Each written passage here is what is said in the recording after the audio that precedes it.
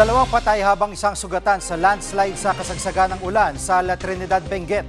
Live mula sa San Fernando, La Union, nangunguna sa balita si Mon Gualvez. Mon, ano pang detalye sa pagkasawi ng dalawang biktima sa landslide?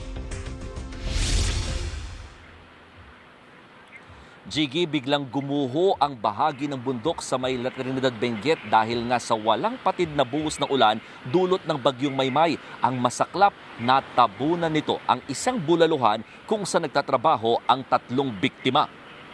Ayon sa may-ari ng kainan, kumakain lamang ang tatlong trabahador nang biglang magka-landslide. Agad namang rumisponde ang mga rescuers at unang natagpuan ang biktimang si Dino Agbuya na ngayon ay nagpapagaling na sa Benguet General Hospital. Sunod namang nakita pero wala ng buhay ang mga biktimang sina Jerry Agbuya at Lemar Shano. Tiniyak naman ng La Trinidad LGU ang tulong pinansyal para sa mga kaanak ng dalawang nasawi. Jiggy. Mon, kumusta ang lagay ng panahon dyan sa La Union? Well, Jiggy, sa mga oras na ito, halos patila-tila na lamang o minsan mahina hanggang katamtaman na ulan na lamang ang nararanasan dito sa malaking bahagi ng La Union. Pero nananatiling madilim ang kalangitan kaya may posibilidad pa rin na baka bumuhos ang malakas na ulan anytime from now. Pero alam mo, malayo ito sa sitwasyon magmula pa kagabi na halos tuloy-tuloy talaga ang buhos ng ulan na nagdulot na nga ng pagbaha at pag-apaw pa ng ilog. Gaya na lamang sa bayan ng San Juan kung saan tumaas ang tubig sa may Baroro River dahil sa magdamag na ulan. Tinabot na nito ang Santa Rosa Overflow Bridge. Halos ma-isolate din dito ang 5 barangay dahil itong tulay lamang ang pangunahing dinaraanan ng mga residente. Kaya kahit nga mga rescuers, hindi basta-basta nakikipagsapalaran sa pagtawid kapag ganito ang estado ng naturang overflow bridge. Isa sa mas nagpapahirap din sa pagbaba ng tubig ay yung mga naipon na mga debris galing sa bundok. Hindi rin nakaligtas naman sa baha ang San Fernando City. Muli na naman kasing binaha, Jiggy, mga kapatid, yung bahagi ng Quezon Avenue na umabot pa nga hanggang gutter deep ang tubig.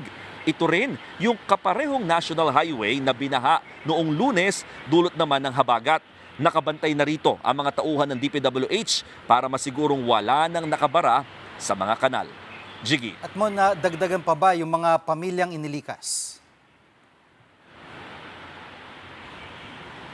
Well, marami-rami na, Jiggy, no? Sa kabuuan, dito sa probinsya ng La Union, umaabot sa higit 5,000 pamilya o katumbas yan ng nasa halos 16,000 individual.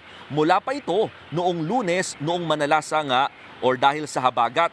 Sa San Fernando City, dito sa aming kinatatayuan ngayon, daan-daang pamilya pa rin ang nananatili sa evacuation centers gaya sa may covered court ng Barangay Poro kung saan nagsisiksikan ang mahigit 100 pamilya mula sa 2 barangay na pawang naninirahan dito sa may coastal area. Alam mo, sa bawat tent, aabot sa 8 pamilya ang pansamantala munang pinagkakasya. At dito nga, sa area kung nasaan kami ngayon sa pinaka-coastal part ng naturang barangay, makapansin mo, Jiggy, talagang na yung mga bangka halos ibinalik na ulit sa may pinakapampang dahil talagang excited na yung mga mangingisda na makapalaot pero medyo kakaba-kaba ulit sila dahil nga kahit mawala man yung bagyong Maymay, yung hanging habagat naman ang maaaring makaapekto sa kanila sa hindi pa rin paglaot. Yan ay lalot aabot na sa mahigit 1 linggo na raw silang hindi nakakapangisda dahil sa sunod-sunod din na sama ng panahon.